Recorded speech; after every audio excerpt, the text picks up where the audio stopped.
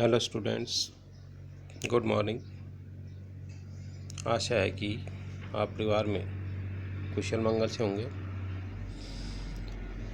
कक्षा 12वीं में फर्स्ट टॉपिक है भक्तिन। आरोह भाग 2 के अंतर्गत पहला टॉपिक है भक्तिन। इस टॉपिक की लेखिका है श्रीमती महादेवी वर्मा। लेखिका श्रीमती महादेवी वर्मा, जिनका जन्म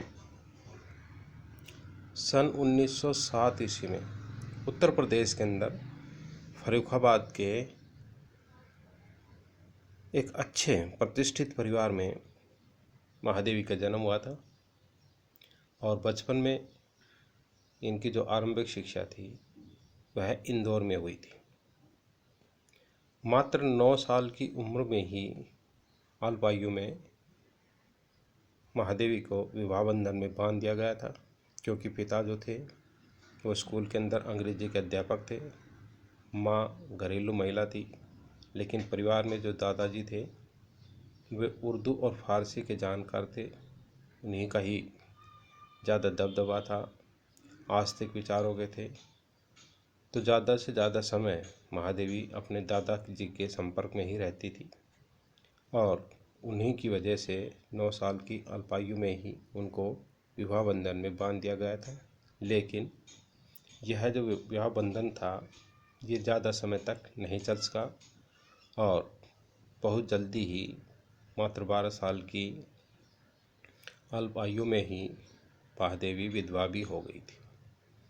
लेकिन फिर भी उन्होंने हिम्मत नहीं हारी, अपना सारा समय अध्ययन में लगाना प्रारंभ कर दिया था और 1932 में इलाहाबाद विश्वविद्यालय से संस्कृत में उन्होंने एमए की परीक्षा पास की। उनकी योग्यता से प्रभावित होकर उन्हें प्रयाग महिला विद्यापीठ की प्राचार्य के रूप में नियुक्ति मिली थी। उन्हें छायावाद हिंदी काव्य के 4 स्तंभ में से एक श्रेष्ठ स्तंभ माना जाता है। उन्हें विभिन्न साहित्य पुरस्कारों से भी सम्मानित किया गया था। 1956 में भारत सरकार ने उन्हें पद्म भूषण से भी सम्मानित किया था। 1983 में यामाजोत नामक उनका संग्रह था, उस पर ज्ञानपीठ पुरस्कार मिला और उत्तर प्रदेश के अंदर जो हिंदी संस्थान है वहाँ उन्हें भारत भारती का पुरस्कार प्राप्त हुआ था। इनके अलावा उन्हें विक्रम विश्वविद्यालय से, कुमाऊं विश्वविद्यालय से तथा दिल्ली विश्वविद्यालय से डिलीट की मानक जो उपाधि थी उससे भी विभूषित किया गया। 11 दिसंबर 1987 को मात्र 80 साल की उम्र में महादेवी का देहांत हो गया। इतने समय में उन्होंने अनेक ग्रंथों की, उपन्यासों की, कहानियों की रचनाएं की। जैसे उनका जो काव्य संग्रह था निहार, रश्मि, निर्जा, सांध्य गीत, दीपशिखा, यामावती, जो उन्होंने ऐसे लिखे निबंध लिखे उसके अंदर श्रृंखला की कड़ियाँ, क्षणदा, संकल्पिता, भारतीय संस्कृति के स्वर या आपदा थी। ऐसे ही जो रेखा चित्र थे, संस्मरण थे, उसमें अतीत के चलचित्र, स्मृति रेखाएं, पद के साथी, मेरा परिवार, इस प्रकार से महादेवी ने काफ़ी अधिक रचनाओं का निर्माण किया था। अब आपको पाठ की ओर ले चलते हैं।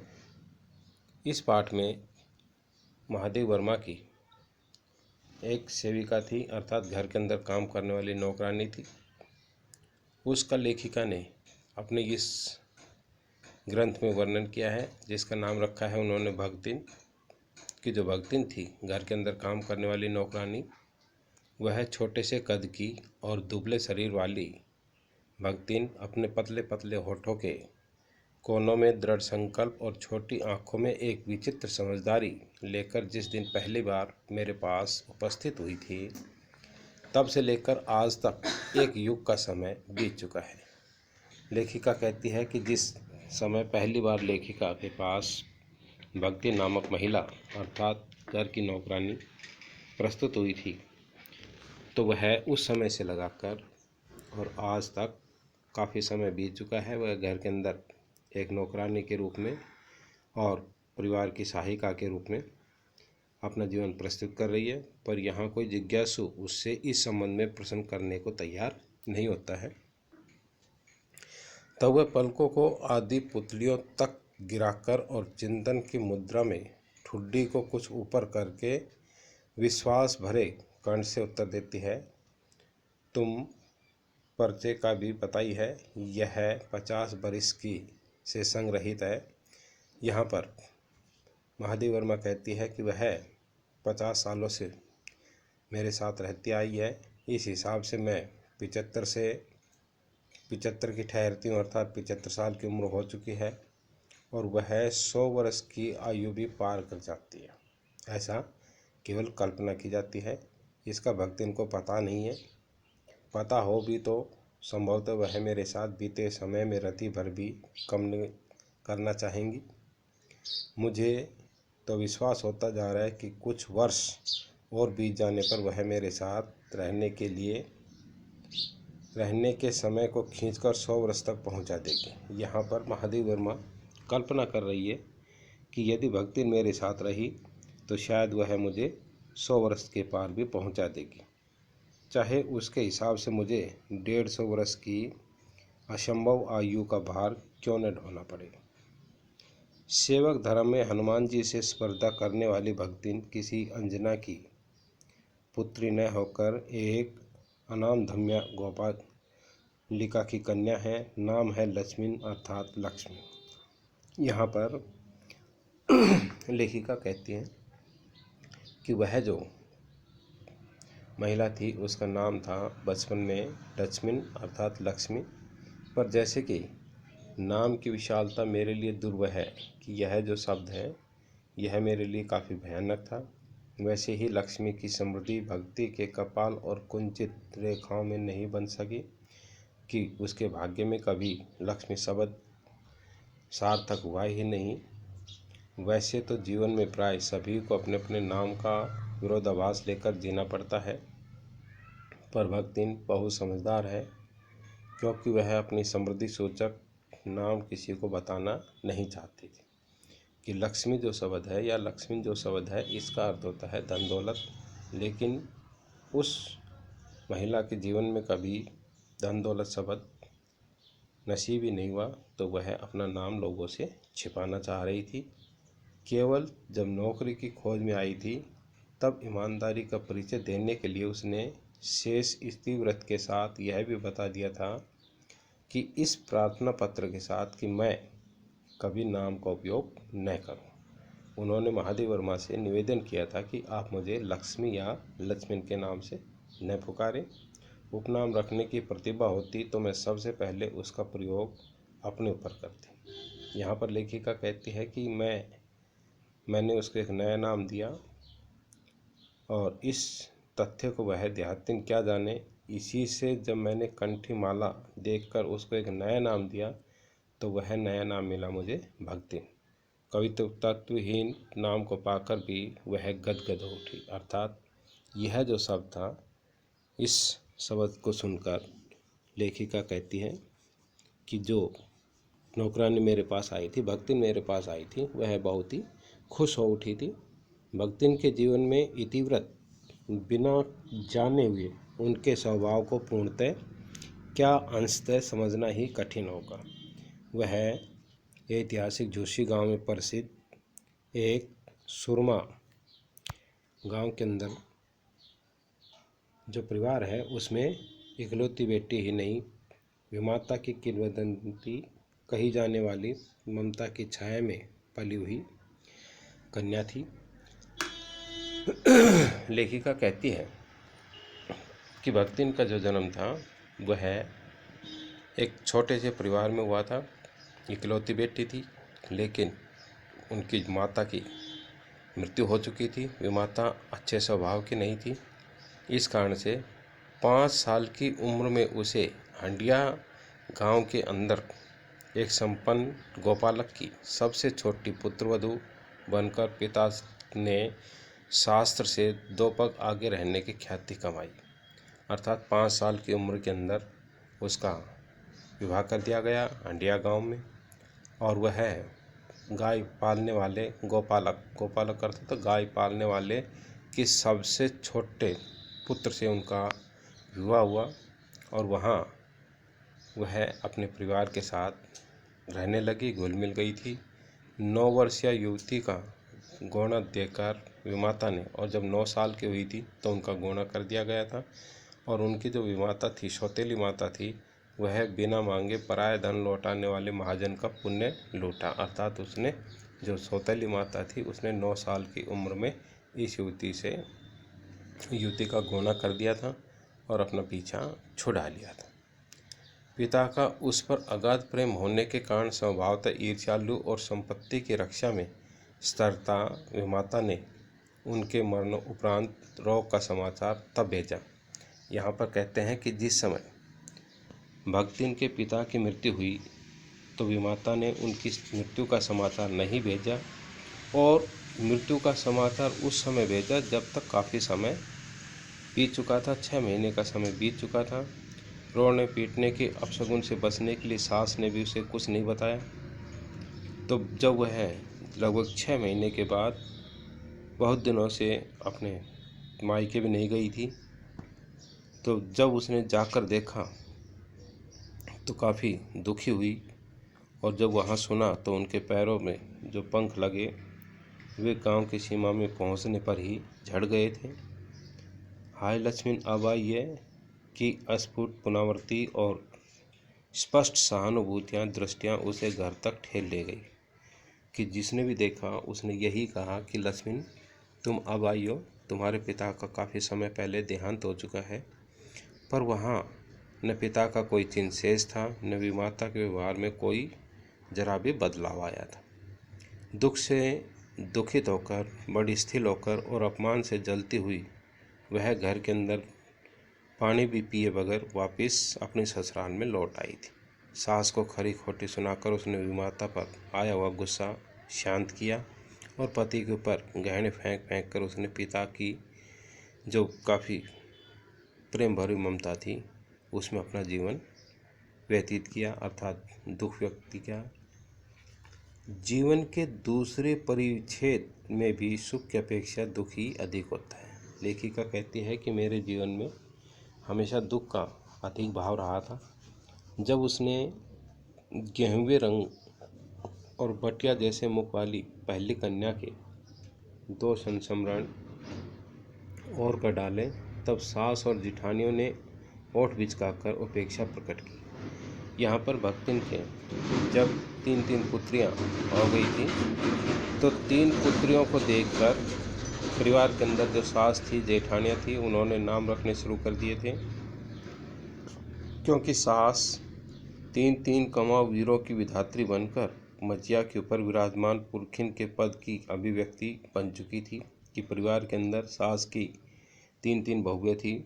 इस कारण से सास का दबदबा कुछ ज़्यादा ही अच्छा था। और जो दोनों जेठानियाँ थीं वह काकभूषणी जैसे काले लाल के क्रमबद्ध सृष्टि करके इस पद के लिए उम्मीदवार थी कि जो जेठानियाँ थीं उनके पहले बच्चे के रूप में पुत्रों का जन्म हो चुका था और लेखिका के यहाँ 3 कन्याएं हो चुकी थी। इस प्रकार से जो छोटी बहू थी वह लीक चलने के कारण उसे दंड मिलना स्वाभाविक हो गया था। भक्तिन को सजा मिलनी शुरू हो गई थी। जेठानियाँ बैठकर लोक चर्चा करने लगती थी। उनके काले करूटे जो लड़के थे वो धूल उड़ाते थे, अर्थात वे गांव के अंदर शोर शराबा करते थे। वह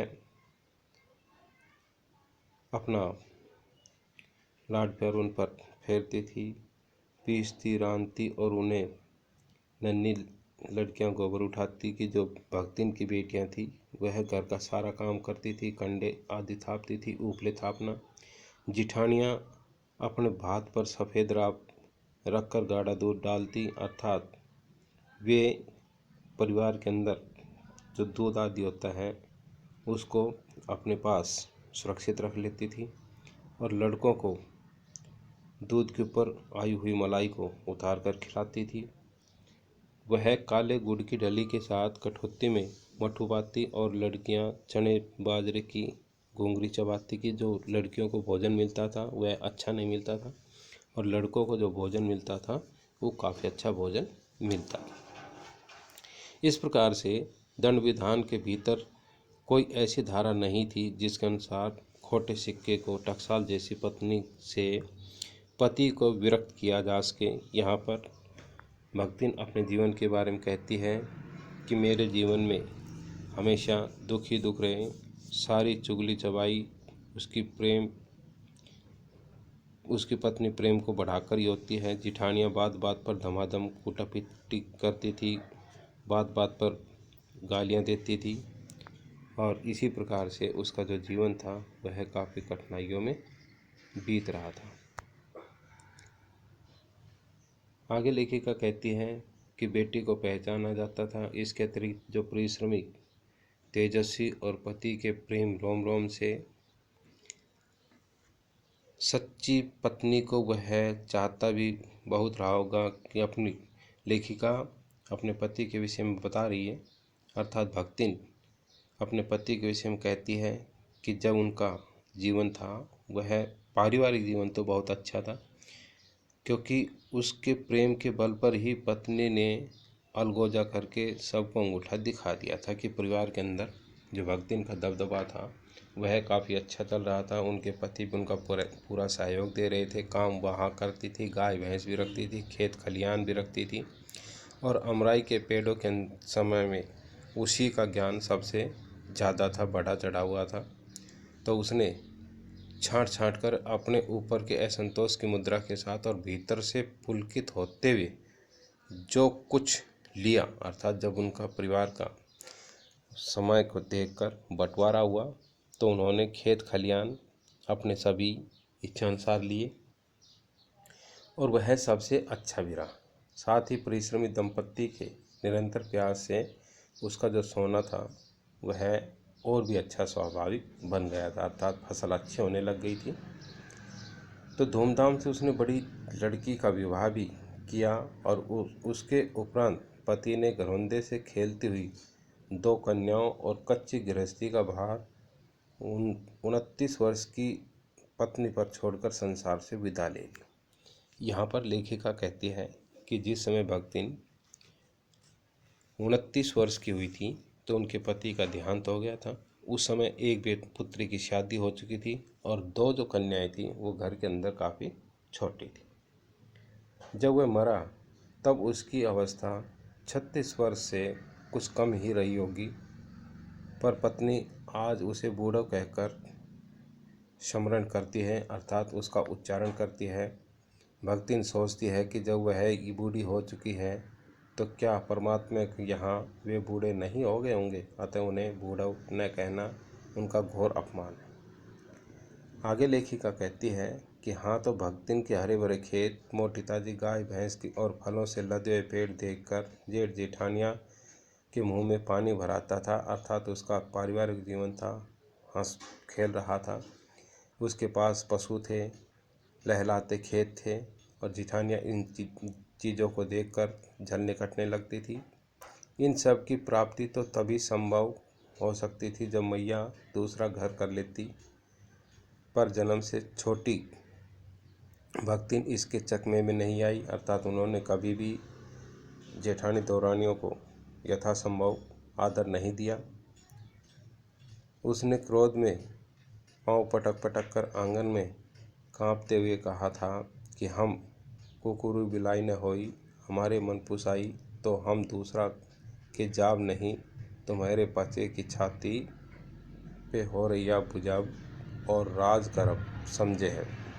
यहाँ पर भक्तिन अपनी दौरानी जिठानियों को समझाते कहती है कि हम यहीं पर रहकर तुम्हारी छाती पर मूंग तलेंगी, हम दूसरा विवाह नहीं रचाएंगे। तो उसने ससुर, अजिया सास और जाने की पीढ़ियों के ससुरगणों की उपार्जित जमीन जगह में से सुई की नोक के बराबर भी किसी को उदारता नहीं दी, अर्थात नहीं दिया जमीन अपनी। इसके अतिरिक्त गुरु से कान फुकवाकर और पति के नाम पर घी से चिकने केशों को समर्पित कर अपने कभी न टलने वाले की घोषणा की। अर्थात उसने अपने जीवन के बारे में बताया है कि भविष्य में संपत्ति सुरक्षित रखने के लिए उसने छोटी लड़की के हाथ भी पीले कर लिए थे और उसे ससुराल पहुंचा दिया था। पति के चुने हुए बड़े जो दामाद था उसको घर जवाई बना लिया था। घर जवाई रखती थी कि जो बड़ी बेटी थी उसको घर के अंदर रखकर, घर जवाई रखकर, और वह परिवार का मुखिया बनाकर उससे बाकी कार्य करवाती थी। इस प्रकार उसके जीवन का तीसरा परिच्छेद भी आरंभ हो गया था। भक्तिन आगे अपने जीवन के बारे में कहती है कि भक्तिन का दुर्भाग्य भी उससे कम हाटी नहीं था।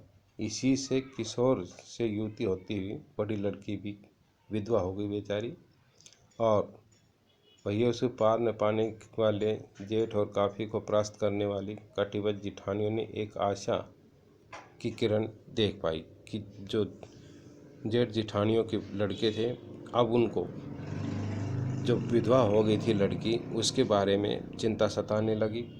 तो विधवा बहन के लिए उन्होंने अपना जो बड़े जिठानी का जो लड़का था उन्होंने अपने साले से इससे विवाह रचाने के विषय में अपनी प्लानिंग बनानी शुरू कर दी थी। यहाँ पर लेखिका कहती है कि इस प्रकार से भाइयों को सुविधा न हो तो उन्होंने यह प्रस्ताव जहाँ तहाँ प्रस्तुत किया, और तब ये दोनों माँ बेटी खूब मन लगाकर अपनी संपत्ति की देखभाल करने लगी थी। मान न हो मेहमान से वाली जो चरितार्थ है वे इसे पूरा करने लग गई थी। एक दिन माँ की अनुपस्थिति के अंदर क्या हुआ कि जब माँ घर पर नहीं थी तो बेटी को कोठरी में घुसकर भीतर से द्वार बंद कर लिया था और उसके समर्थक गांव वालों को बुला लिया था कि जो जेठ जेठानियों के जो बच्चे थे तो उन्होंने उसके सामने ऐसा किया। तब वह डकैत वर की मुरम्मत कर कुंडी खोली कि जो विधवा बेटी थी, विधवा बेटी ने जेठानियों के जो लड़के थे उनके साले की अच्छी मरम्मत की। उसके बाद पंचायत बिठाई गई। पंच बेचारे समस्या में पड़ गए कि कहाँ समाधान किया जाए, लेकिन जो तितरबाज युवक था वह लगातार कहता जा रहा था कि उसे निमंत्रण मिला था, इस कारण से वह घर पर आया था। लेकिन युवती उसके मुख पर अपने 5 उंगलियों के जो निशान हैं उसको दिखा रही थी। जो पंचायत वहाँ पर बैठी हुई थी उनके सामने मेन समस्या उत्पन्न हो गई थी कि उनके सामने क्या कहे। पर जब वे एक कोठरी से निकले और तब उनका पति पत्नी के रूप में रहना स्वाभाविक है, ऐसा कलयुग के अंदर मान लिया गया था। तो अपमानित बालिका ने ओठ काट कर लहू निकाल लिया और माँ ने अग्निवेश के अंदर गले पड़े हुए दामाद को भी देखना पड़ा। संबंध कुछ सुखकर नहीं हुए क्योंकि दामाद अब निश्चिंत होकर तीतर लड़ाता था। बेटी मजबूर होकर क्रोध से जलती रहती थी। इतने यत्न से संभाले हुए गाय, खेतीबाड़ी, पारिवारिक जीवन वो सब नुकसान में जाते हुए दिखाई दे रहे थे। सुख से रहने की उनकी चिंता समाप्त हो चुकी थी। अंत में एक बार लगान न पहुंचने पर जमींदार ने भक्तिन को बुलाकर दिन भर कड़ी धूप में रखा कि एक बार जमींदार के पास लगान नहीं पहुंचा तो बुढ़िया को सज़ा मिली और उसे पूरे दिन धूप के अंदर खड़ा रहना पड़ा था। अपमान तो उसकी कर्मठता में सबसे बड़ा कलंक बन गया था कि उसने, बुढ़िया ने अर्थात भक्तिन ने, अपने जीवन के बारे में सोचा तो उसने दूसरे ही दिन भक्तिन कमाई के विचार से शहर के लिए निकल पड़ी थी। घुटी हुई चांद को मोटी मैली धोती से ढाके और मानो सब प्रकार की आहट सुनने के लिए कान कपड़े के बाहर निकाले हुए भक्तिन जब मेरे यहाँ सेवक धर्म में दीक्षित हुई। महादेव वर्मा कहती है कि जब भक्तिन मेरे यहाँ प्रकट हुई तो उसके जीवन के चौथे और संभवतः आखिरी जीवन का समय यहाँ शेष था। तो भक्तिन की वेशभूषा में गृहस्थी और वैराग्य का जो सम्मिश्रण देखा मैंने, तो उससे मैंने पूछा कि क्या तुम खाना बनाना जानती हो? तो उसने उत्तर में कहा, ऊपर के होठ को सिकोड़कर और नीचे के अधर को कुछ बढ़ाकर आश्वासन की मुद्रा में कहा कि हाँ, कहो बड़ी बात है खाने में। रोटी बनाना जानते हैं, दाल बना लेते हैं, साग सब्जी छौंक लेते हैं और बाकी का जो रहता है उसको भी हम जानते हैं। दूसरे दिन तड़के ही सिर पर कई लोटे औंधाकर उसने मेरी धुली हुई जल की छोटी छोटी पवित्र धुली हुई धोती जल के छोटे से पवित्र कर पहनी और पूर्व के अंधकार और मेरी दीवार से फूटते हुए सूर्य को, पीपल को और 2 लोटे से अभिनंदन किया। अर्थात यहाँ पर भक्ति अपने जीवन के बारे में बताती है कि प्रातःकाल उठी वह और उसने साफ वस्त्र पहने, लोटा लिया और लोटा लेकर उसने सूर्य को और पीपल आदि को जल दिया। आशा है आप इस टॉपिक को समझ गए होंगे। टॉपिक काफ़ी बड़ा है। आगे के जो पेज हैं आपको नेक्स्ट वीडियो में बताएंगे। धन्यवाद। आपका दिन शुभ हो।